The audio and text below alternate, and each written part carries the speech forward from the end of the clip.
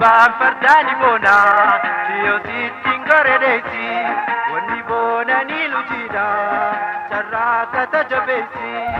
Shawaa baa dhagayna jalaa maqaa keetan waama.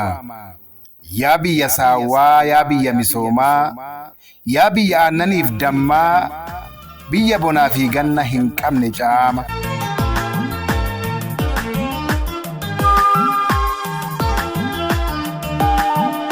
Kudhaama Waaqayyoo kenna Rabbi kenne, makkoo fi rakkoo dandeessee misoomni kee finiine.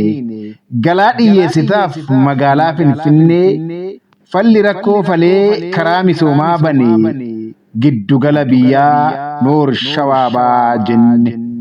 Inni biyyaaf ta'u misoomni sirraa maddaa, misoomni kee jabaatee jabeeffate hiddaa. Karra rakkoo cufee karra misoomaa fidaa. Misooma tumsuu keessatti qabda ga'ee guddaa.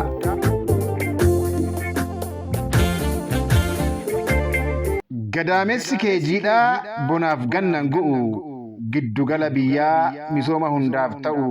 Kanaaf galaan investorootaa gara kan kee yaa'u, dacheen kee mishaa kan oomishaaf ta'u. Dachee Shawaa Baa dachee misoomni keessaa dayya'u.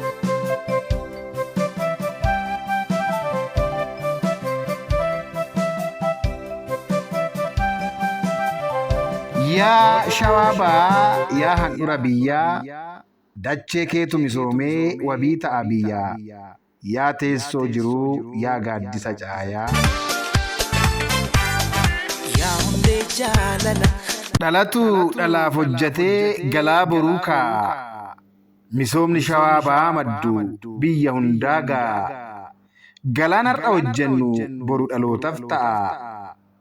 Dachee gubbaa fi jalaan misoomaan faayaa. Misooma yaa cimsinu ijoollee Shawaa Baa. Misooma yaa cimsinu ijoollee Shawaa Baa.